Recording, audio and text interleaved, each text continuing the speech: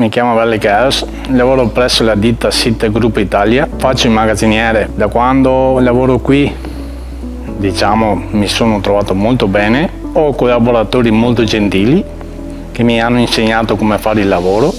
Abbiamo iniziato a collaborare col Centro per l'Impiego di Monselice perché avevamo esigenza di inserire delle risorse con disabilità. La nostra è un'azienda valoriale, molto attenta alle persone, per cui la nostra esigenza di collegare sia esigenze di crescita e sviluppo della nostra azienda anche ad esigenze ovviamente di legge. Dopo aver stipulato una convenzione di programma con SIT Italia e aver individuato a seguito di visita aziendale quelli che sono i fabbisogni e le mansioni disponibili nel contesto lavorativo, è stata attivata da parte dell'azienda una prima richiesta di personale per addetta alle pulizie.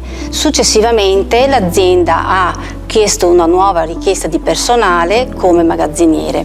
Per le aziende che devono assumere persone con disabilità, come previsto dalla legge 68 del 99, Veneto Lavoro offre prioritariamente attività di consulenza. Inizialmente proponiamo delle visite aziendali o degli incontri online per capire i bisogni e il contesto aziendale in cui si svolgerà l'attività lavorativa, proprio per fornire il più possibile un servizio personalizzato. Innanzitutto proponiamo all'azienda l'attivazione di convenzioni di programma come previsto dall'articolo 11,1 della legge 68 del 99, che permette all'azienda di concordare insieme ai servizi per l'impiego le scadenze temporali entro le quali effettuare le assunzioni, le modalità di assunzione e anche le mansioni disponibili all'interno dell'azienda. Una volta attivata la convenzione, diamo consulenza all'azienda anche rispetto a tutti gli strumenti che possono essere utilizzati all'interno di questa convenzione.